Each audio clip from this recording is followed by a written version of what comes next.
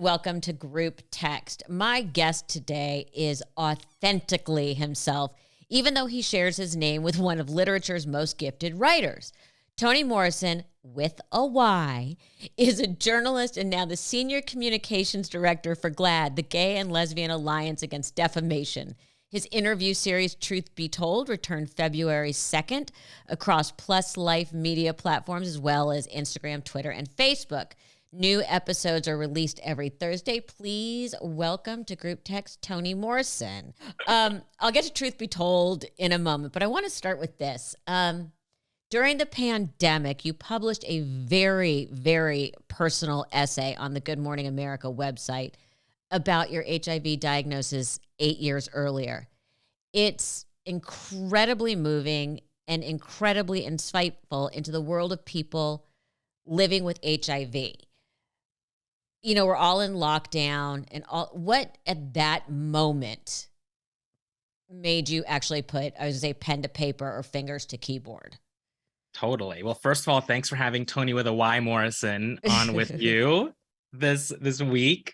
And yeah, I mean, just to take myself back to that time in lockdown, I think we all kind of relate in a sense that we had to face ourselves in some way, and for me, it was really a time, as an out gay New Yorker, go, how many places can I be in one evening? And all of that came to an end, came to a stop. And I really had to face all of the things, the emotions, the conversations with myself, the questions for myself, all the things I swept under the rug and would, quote, deal with later. That's what I was faced with. And I really came to a point to where I was like, wow, like, we are facing such physical loss, like loss of our social lives, our routines, like actual physical loss, death from COVID. And that just reminded me of, in relationship to my HIV status, the folks we have, the communities of people we have lost to HIV, and how I am here and I'm so sad about my life, which is I'm perfectly healthy. To be honest, my status is the most managed thing in my life. So how could I be so sad about this life that I have, this diagnosis that I had, and still, mourn those people that I've lost? I really kind of owed it to the people that we've lost to really prop myself back up and to live life. Well, and you have an incredible life. Totally. And I'm like, man, like I again, like I really felt like I came to a place where I owed it to the people who weren't here anymore, who didn't get to live their lives. I need to live mine at the least, to the fullest. Yeah, in your essay, you talk about that the diagnosis came sort of right on the heels of you officially coming out. Do you think that made sharing the diagnosis even harder? Because, I mean, you say, hi, Mom, I'm gay. Oh, by the way, and let me just preface this with most single people, when you say, oh, by the way, is followed by, I've met someone. Yeah, correct. I mean, this was also not even that long ago. This was back in 2013, my diagnosis. And yeah, I moved to New York at the end of 2012, and here I am, this bright, bushy-eyed 20-something, moving to New York City to find themselves and to be gay and to do all the things that are fun in life. And I came out shortly after moving to New York, and then a few months, probably 6 months after, I got this diagnosis, and I was like, man, it's back into the closet. I was trying to be my fullest and authentic self, and I was ushered back in really in a time where conversations like this did not take place. And to balance it, you were at the beginning of a career that was skyrocketing. Yeah, it was all hands on deck for the career that I didn't even know that I wanted. I fell into television by accident. I moved to New York for photography. I wanted to be a Vogue photographer, and I ended up working at CNN and Good Morning America and getting into television and producing TV and news, and that was my focus. And I when I say I kind of swept the rest under the rug, it was to really make sure I excelled in that part of my life. You shared something very, very personal with the world. And It takes a lot of courage. Did you, I always think about like my inner circle and my family, and I always obviously let them know things before they become public. Yeah. With something like that, how much did you prep your family saying, oh, by the way, this is going to come out and everyone around you is going to have a lot of questions? Well, I will say, in the 8 years from the diagnosis to me sharing this story, it was an obvious pain point for me. And it was so hard to share with my inner circle. I think I could count on both hands how many people knew about my status over those 8 years. And I will say sharing with mom was something I did not do and prep ahead of time. I tried so many times over so many visits and birthdays and holiday dinners. And every time I would start to say something and start that conversation, just nothing would come out. That's the one thing that I don't really regret not doing, but I just physically couldn't have that conversation with mom. And so I just figured, in spirit of ripping off the Band-Aid, if the whole world is going to find out anyway, obviously mom is going to as well. So apparently one of my mom's friends sent her the story when it broke. And then 2 days later, I get this text from her. Do you have anything to tell your mother? Question mark. Anything you want to share? Literally. And I will tell you, it was equal parts horrific, but also relieving, because I had finally done something to make myself face this last hurdle in this story, even though this is out there in the world and people's calling me for interviews. And I was like, this is crazy. Now I really need to take care of this at home. And I will tell you, Melissa, that was when I did jump on the phone with mom, that was the thing that set me free in all of this. I think that we don't give enough credit to our parents, and the lives that they've lived before us, and she just met me with love. And I will never forget that conversation. And she told me that she read the article 3 times and that she could not believe what a strong son she raised, to have dealt with and taken care of all that I did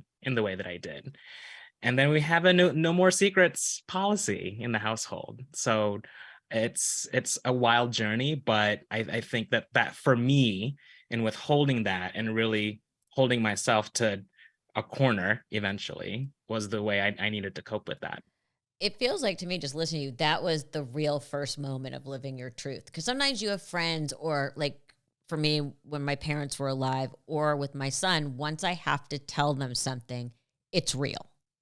Yeah, totally. And nail on the head. There were 2 days that passed from my story coming out to that conversation with mom. I really did not get a full rested night's sleep until after that conversation with mom. It's the conversation and the piece that really put me back together again.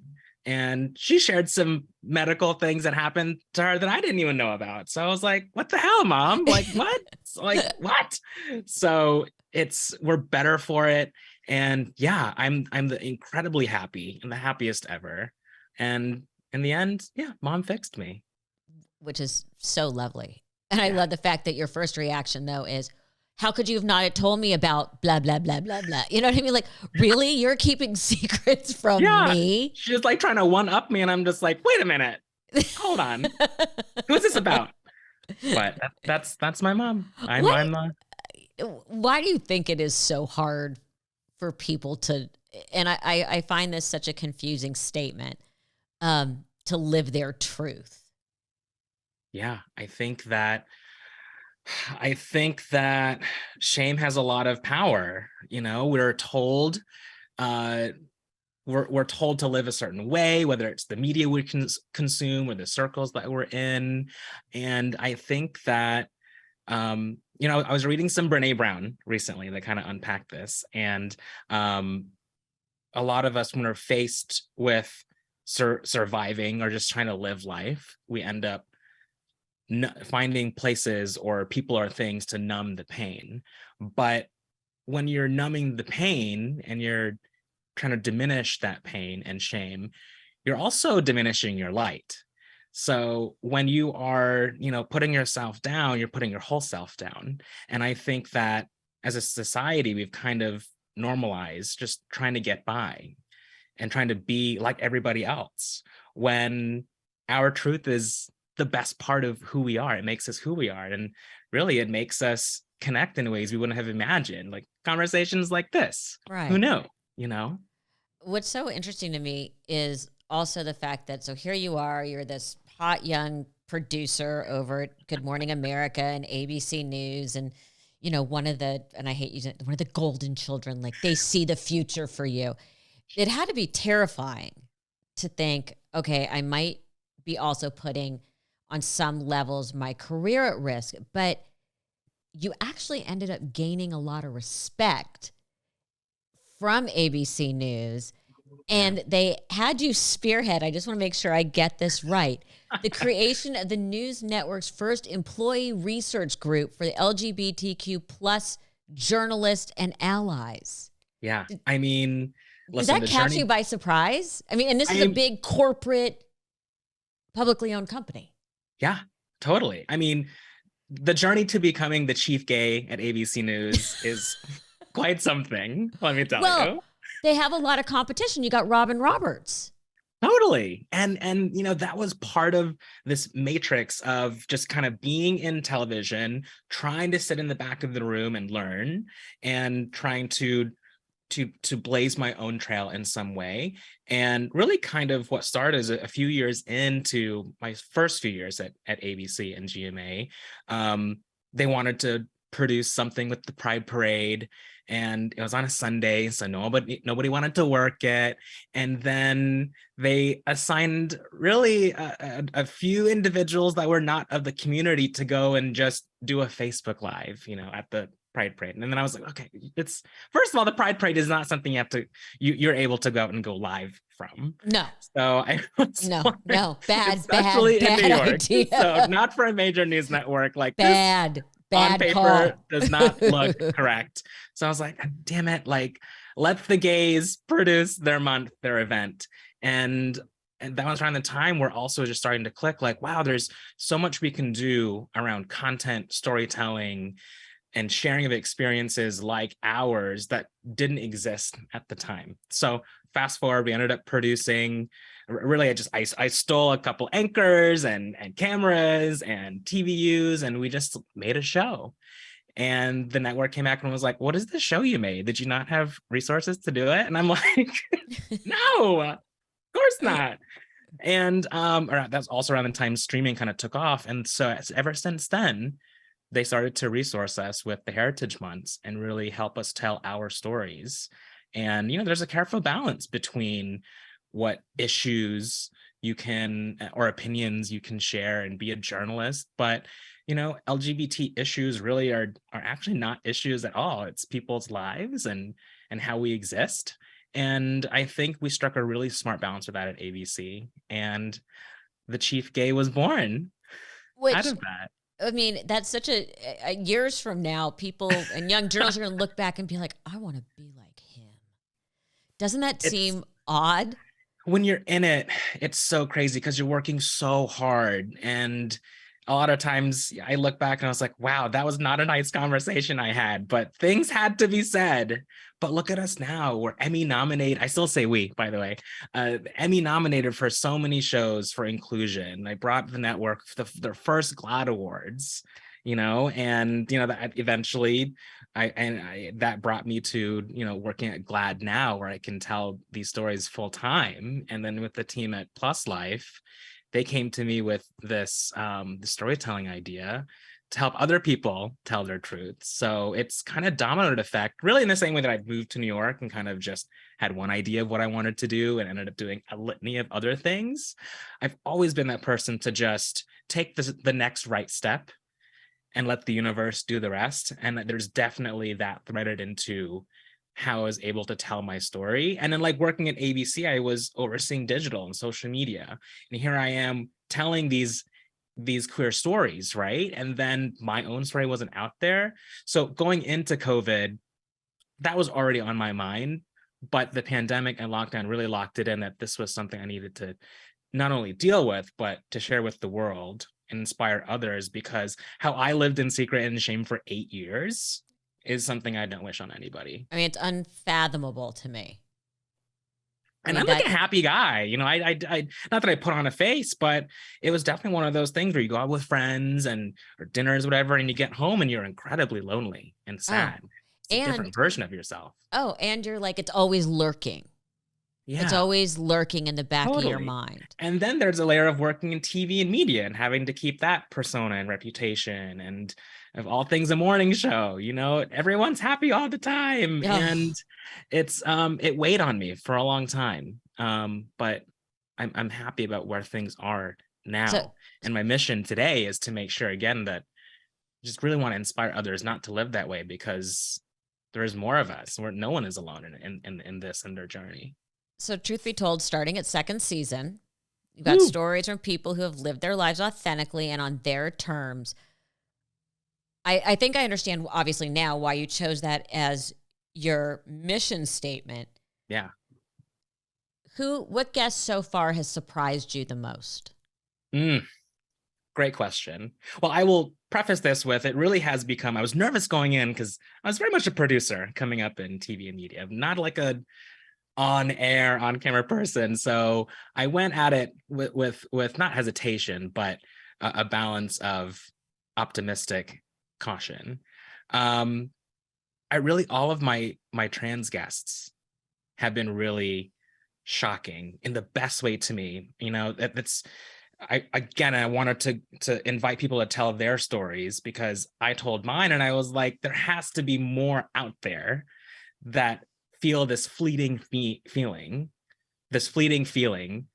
when their truth and their story is out there. But to our trans community, there's so much that I don't know myself, of being a queer person, an out gay man working at GLAAD, like I'm chief gay status.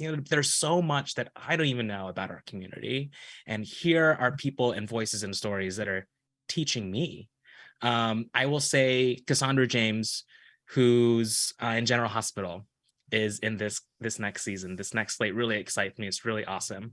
And how she described her experience was transform or die as a trans person. And that just like hit me like a ton of bricks when she said it. And I think that just contextualizes how not only trans people and the community just want to exist, but how the LGBTQ plus community have just really wanted to exist like everyone else, whether it's giving blood like everybody else, getting married like everybody else, getting divorces like everybody else. It's this appeal for existence that really has moved me. Eureka O'Hara from We're Here, Drag Race alum. Really, this whole slate also is just a bunch of friends talking with each other, conversations with friends, and I'm really excited for it. But especially my trans guests have really opened my eyes, and I hope that does the same for everyone who listens in. Transform or Die works across every community. That's like life advice. Absolutely. I mean, just you can apply that too to me. Anything. And my story, like, what if I didn't pen that essay?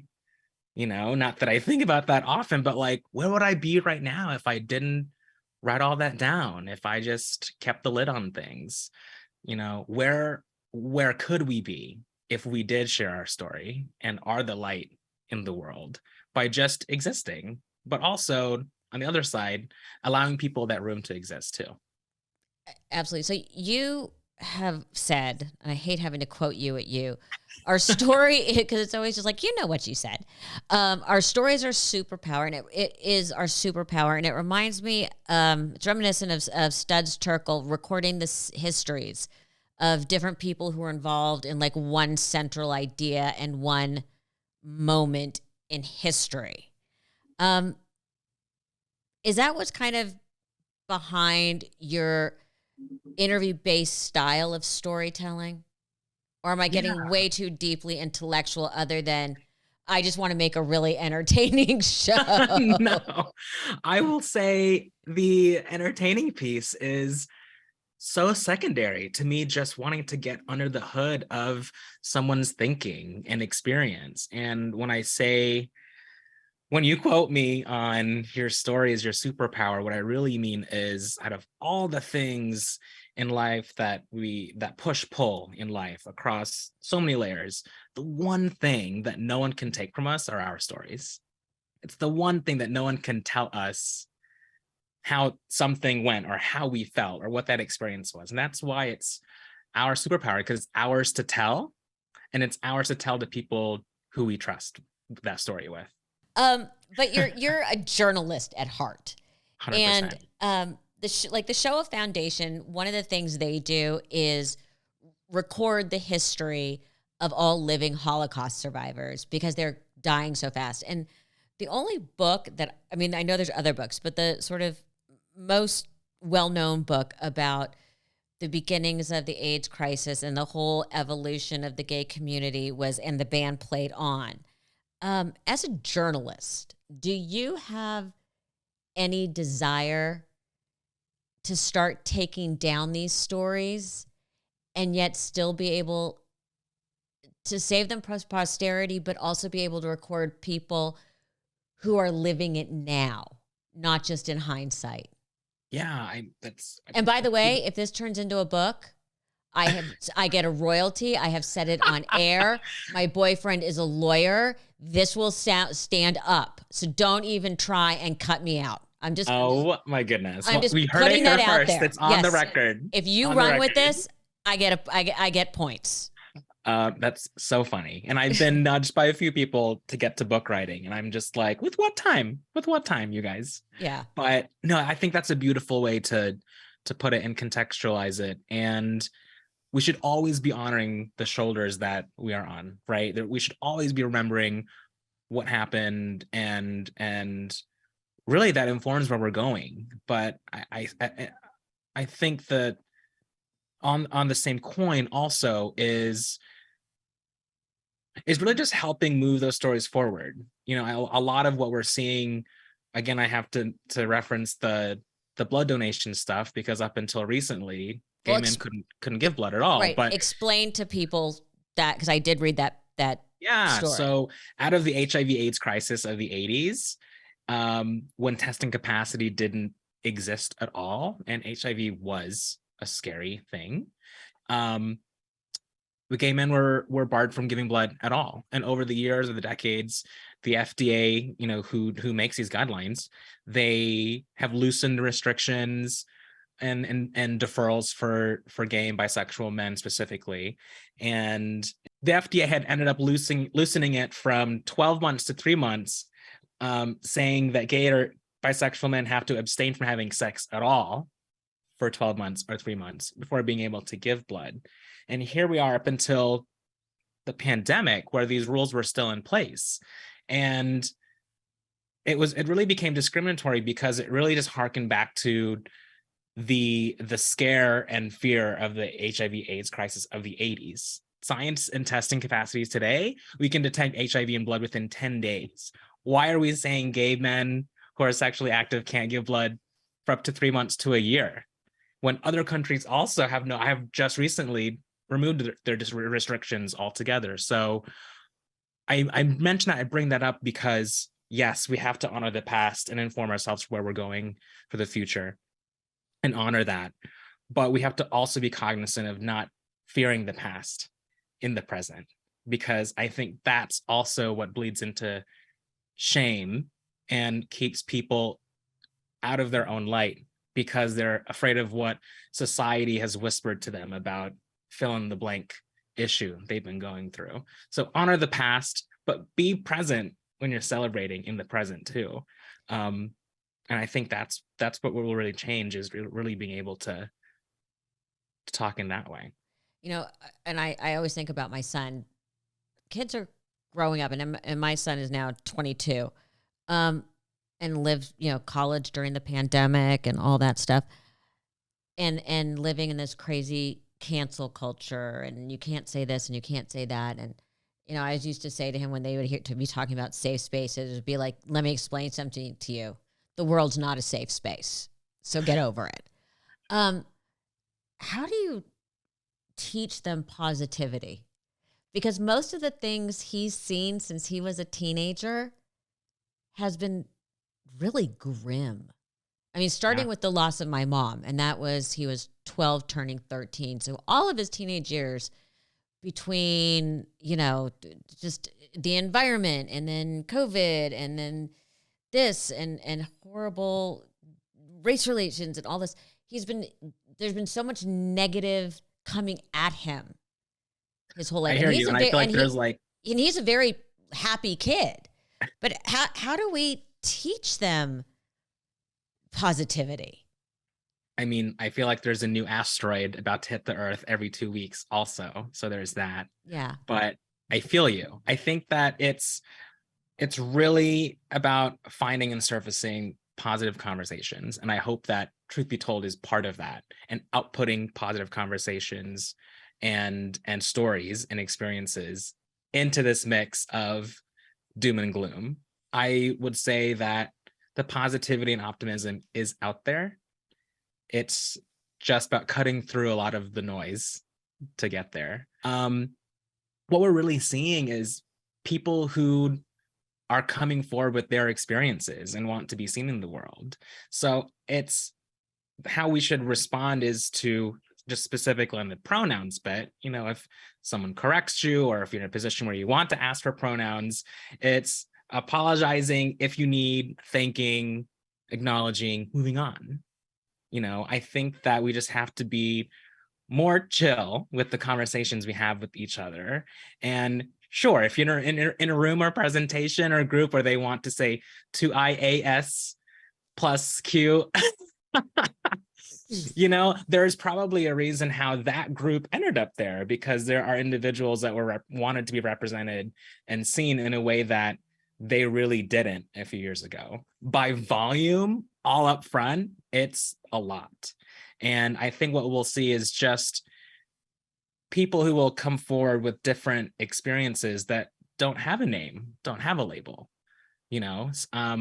and I think that's something we have to keep in the back of my mind, is not totally dismissing that volume, that barrage, but really acknowledging, who are these individuals and what are some ways to contextualize those stories. That's what I was kind of working at doing at ABC. Like, here is this group of people who's not very understood. Let's tell their stories, and I'm trying to do the same now with Truth Be Told, with the Plus Life team.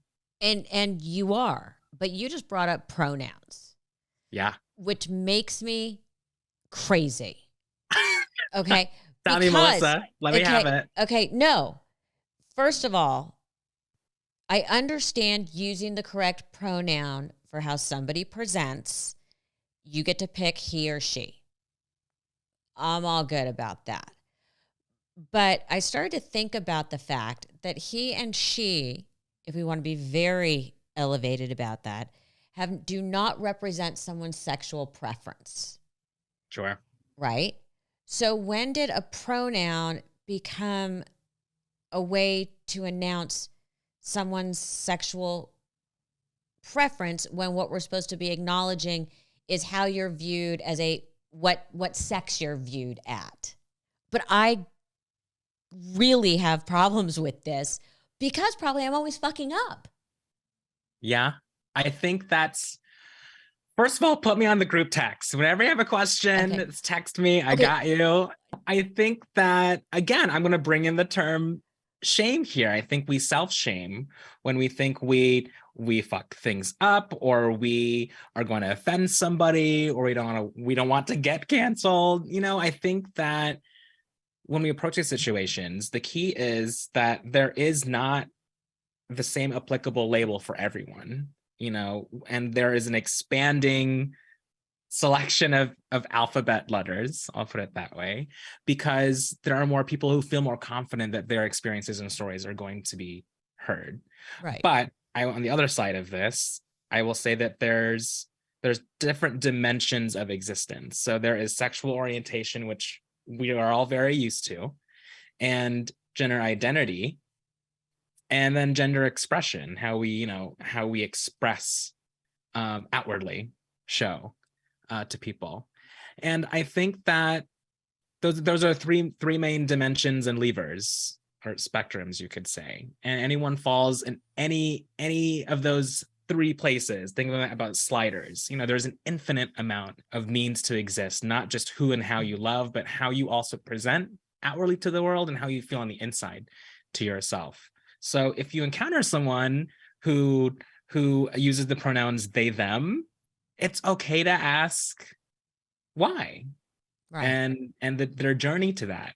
I think that we've been so conditioned to fear engaging that we kind of miss that opportunity to have these questions and conversations to unlock people's truths on a very, very intimate way.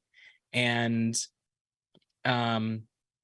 just again on the pronoun wars beat, I think it's just so important to understand that it's more than who you love, but it's how you love, but it's also a third dimension of how you express yourself inwardly and outwardly.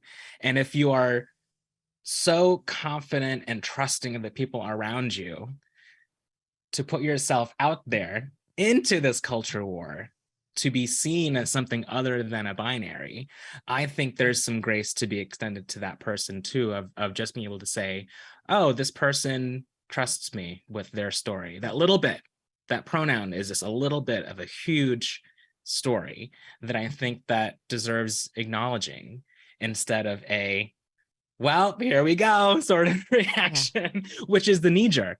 But I think that even just a conversation around pronouns has an ability to unlock a lot of heaviness that you might feel at the beginning.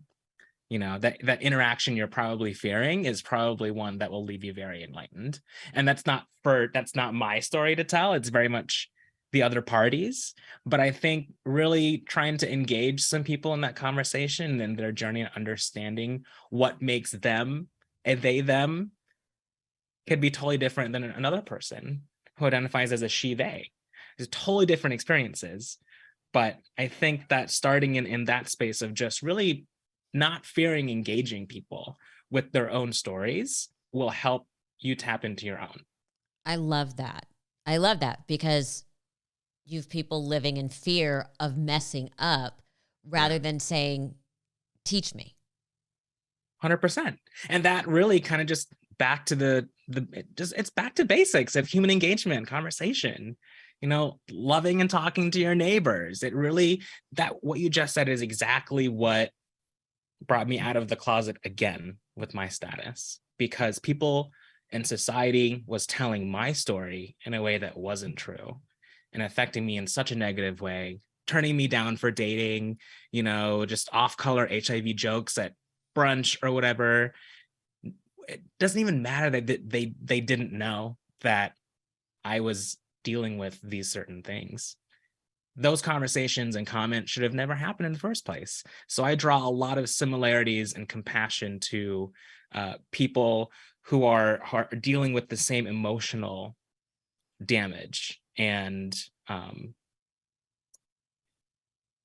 emotional struggle and damage that caused me way back when. Who are your dream guests? Obviously, other than me. My dream because guests. If you ever want to do a completely shallow episode, I'm your girl.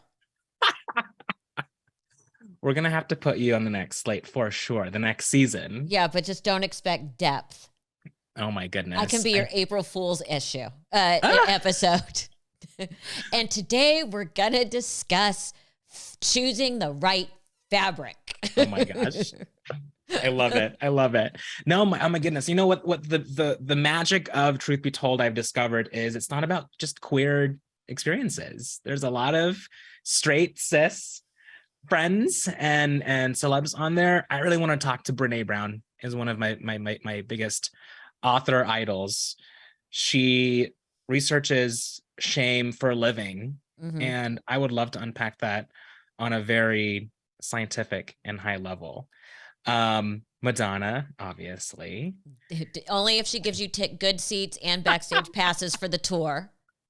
Yes. Oh my goodness. And let's see here.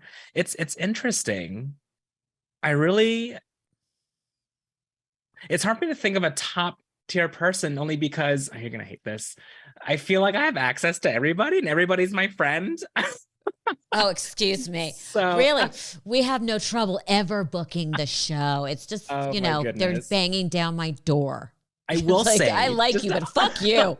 on that thread though, I went into this again, like, you know, cautiously optimistic. Melissa, not one person we've gone out to has said no. That's amazing. Everybody has seen the stories that we are trying to tell, or at least has seen my story in my heart. And everybody wants their chance to tell their story in their own way. And I think that's the power that we found in this next season. And that's what kind of energizes me and makes me really electric about the dream bookings are not coming down the way, because everyone's experiences are created equal. Okay. Quick couple shallow questions. Tell me. Ask me. Okay. You're like Kristen Chenoweth, who is positive all the time. And I asked her this same question. Okay. Are there days that you just want to say, truth be told, y'all can go fuck yourselves? Of a few days a week of that. So yes, go on. Are you dating? I am dating, and I will say I'm still very single. Very single. Repeat myself. Just if anyone's curious. Just curious. Anyone out there on the group text has some single friends. I will say in the last few months, Melissa, I've found that dating's fun again. I took a long time off, many years. And I think I just bring it back to you pull in the energy and people that you are outputting. So in a time where I was feeling very desperate and down and alone, that's the kind of people I was pulling in. And now I feel like I'm meeting really great quality people, dates, matches. I love myself in a way that I didn't. And I think of life in a totally different light. So I am dating and I'm having a good time and having fun again. But my calendar is sometimes free out there. Anybody? Well, I'll start thinking. Okay. Oh my goodness. Not that you don't have enough on your plate. I am going to ask what's next, and I'm hoping that it's something basic like cleaning out your garage, because I don't feel very positive about myself right now compared to everything you've accomplished. Oh my so goodness, answer that carefully. What the next exact thing I'm doing after hang up with you is I'm going to hang with Pamela Anderson at her Oh, you know what? I'm so done with you. premiere in New York.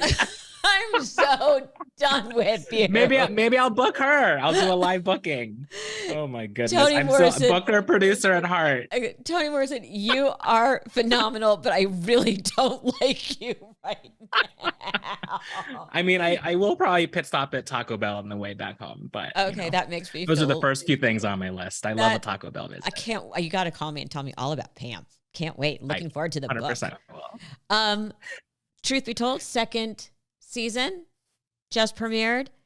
You are an inspiration. You are lovely to talk to, and I just can't say enough. Appreciate you, Melissa. It's made my life to talk with you, honestly. Low bar, my friend. Low bar.